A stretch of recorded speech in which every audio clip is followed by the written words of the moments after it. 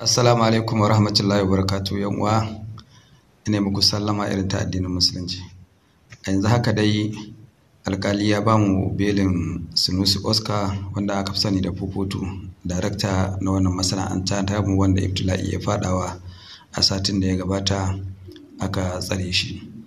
Allah ya fito mana da shi kuma insha Allah za ku ji yadda ta wakana zuwa anjima kaɗan.